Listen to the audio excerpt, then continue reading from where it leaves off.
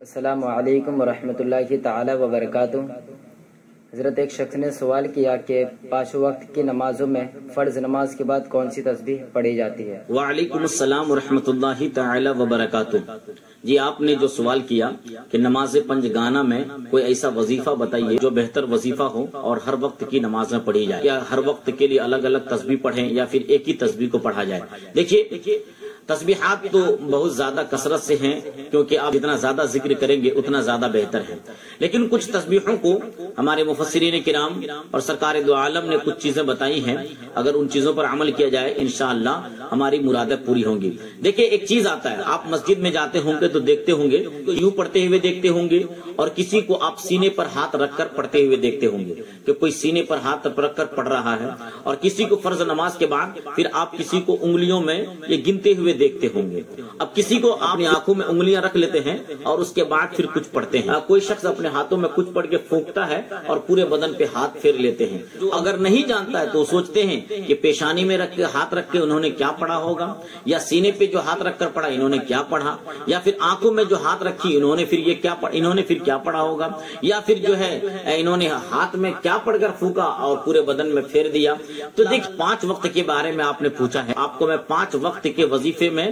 آپ کو 6 باتیں بتاتا ہوں، آپ ویڈیو کو آخر تک دیکھیں اور ان وظیفوں کو آپ بہتر طریقے سے یاد کر لیں تاکہ ان تسبیحات کی لذت آپ کو محسوس ہو۔ دیکھیے سب سے پہلی تسبیح، ہر نماز کے بعد آپ اس تسبیح کو پڑھ سکتے ہیں۔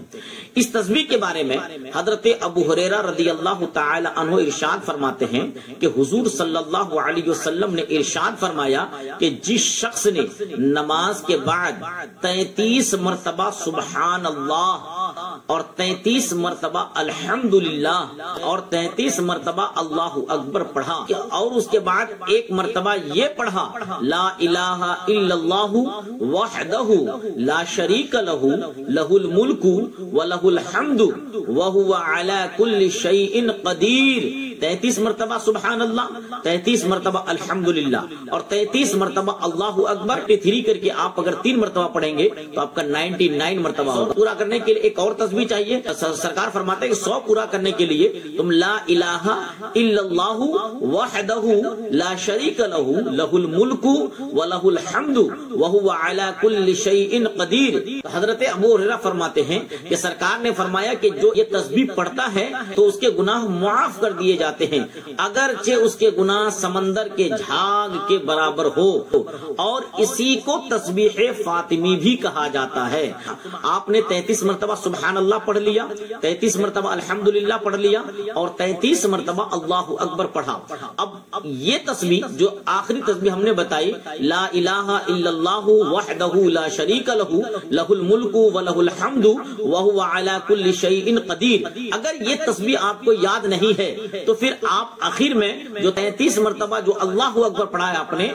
تو یہی 33 مرتبہ کے جگہ میں آپ لفظ اللہ اکبر کو 34 مرتبہ کہہ دیں تاکہ آپ کا 100 مکمل ہو جائے۔ تو جب یہ 100 مکمل ہو جائے تو اگر وہ یاد نہ ہو تو اس کو 34 مرتبہ کر لیں، اور اس کا ثواب، اس کا اجر یہ ہے، سرکار فرماتے ہیں کہ اگر سمندر کے جھاگ کے برابر بھی ہو تو اس کے گناہ معاف کر دیے جائیں گے۔ اب یہ تسبیح پڑھنا کب ہے؟ دیکھیے بہتر تو یہ ہے کہ آپ فرض کو پڑھ لیں، سنت نوافل پڑھنے کے بعد پھر اس تسبیح کو پڑھیں، لیکن اگر کوئی شخص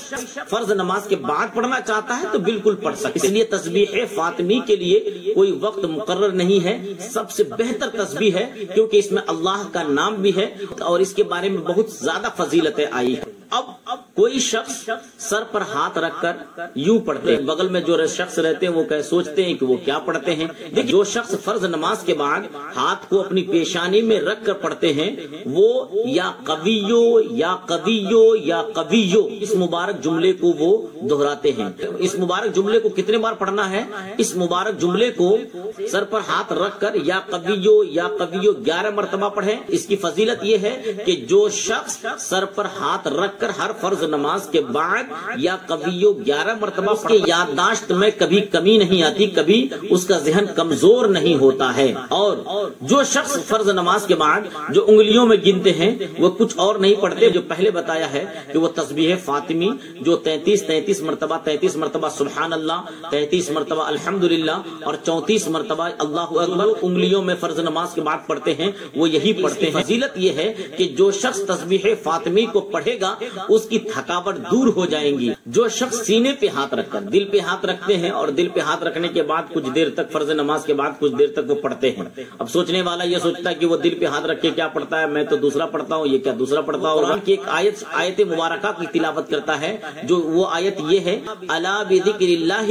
تطمئن القلوب۔ اس آیت کریمہ کے بارے میں ہے جو شخص دل پر ہاتھ رکھ کر 11 مرتبہ الا بذکر اللہ تطمئن القلوب فرض نماز کے بعد پڑھے تو اس کے دل کو اللہ تبارک و تعالی سکون و اطمینان پہنچاتا ہے۔ اور جو شخص آنکھوں پر انگلیاں رکھ کر پڑھتے ہیں وہ کیا پڑھتے ہیں؟ دیکھیے ان کے بارے میں ہے یا نورو یا نورو یا نورو 11 مرتبہ پڑھتے ہیں۔ اس کی فضیلت یہ ہے کہ جو شخص فرض نماز کے بعد اپنے ہاتھوں کو اپنی آنکھوں پر رکھ کر یا نورو یا نورو یا نورو 11 مرتبہ پڑھتے ہیں اس کی آنکھوں کی روشنی کی کمزوری دور ہو جاتی ہے۔ اب آخری بات کہ کچھ لوگوں کو آپ نے دیکھا ہو کہ مسجد میں فرض نماز کے بعد کچھ پڑھ کر اپنے ہاتھوں پر پھونکتے ہیں اور پورے بدن پہ وہ مل دیتے ہیں۔ دیکھیے جو شخص اپنے ہاتھوں پر پڑھ کر پھونکتے ہیں اور پھر وہ ہاتھ ملتے ہیں وہ قرآن کریم کی سب سے آخری سورت یعنی قل اعوذ برب الفلق والی پوری سورت اور قل اعوذ برب الناس والی پوری سورت کو پڑھتے ہیں۔ اب اس سورت کو پڑھنے کی فضیلت کیا ہے وہ فضیلت بھی سنتے چلیں۔ جو شخص کو 3 بار پڑھنے کے بعد اپنے ہاتھوں پر پھونک کر اور مل دے تو اس کے جسم کی تمام تکلیفیں دور ہو جاتی ہے، یعنی تھکاوٹیں جسم کی تمام تکلیفیں دور ہو جاتی ہے۔ اور پڑھنے کا فائدہ یہ ہے کہ اگر جسم میں تکلیف ہے، اگر جسم میں کوئی پریشانی ہے، انشاءاللہ جسم کے اندر کے درد اور تکلیف دور ہو جائیں گی اور اس کے علاوہ جادو ٹونا سے بھی محفوظ رہیں گے اور بہت ساری پریشانیوں کے لیے ان دونوں صورتوں کو پڑھا جاتا ہے۔ اب آپ کو ہم نے بتا دیا 5 وقت کی نمازوں میں کون سب سے بہتر تسبیح ہے اور جو شخص ہاتھوں کو پیشانی پہ رکھ کر پڑھتے ہیں وہ کیا پڑھتے ہیں، جو دل پر ہاتھ رکھ کر پڑھتے ہیں وہ کیا پڑھتے ہیں، جو آنکھوں پہ ہاتھ رکھ کر پڑھتے ہیں وہ کیا پڑھتے ہیں، جو انگلیوں پر گنتے ہیں وہ کیا پڑھتے ہیں اور جو ہاتھوں پر پڑھ کر پھونک کر پورے جسم میں ہاتھوں کو پھیرتے ہیں وہ کیا پڑھتے ہیں۔ امید ہے کہ آپ کے سوال کے اس جواب سے آپ کو تشفی ہوئی ہوگی، تو آپ اپنے دوست و احباب تک اس اچھی بات کو ضرور پہنچائیں۔ اگر اس جانکاری سے اگر آپ کو فائدہ ہوا ہو تو آپ اس چینل کو سبسکرائب اور لائک اور شیئر ضرور کریں۔ واللہ اعلم ورسولہ اعلم بالصواب۔ السلام علیکم ورحمۃ اللہ تعالی وبرکاتہ۔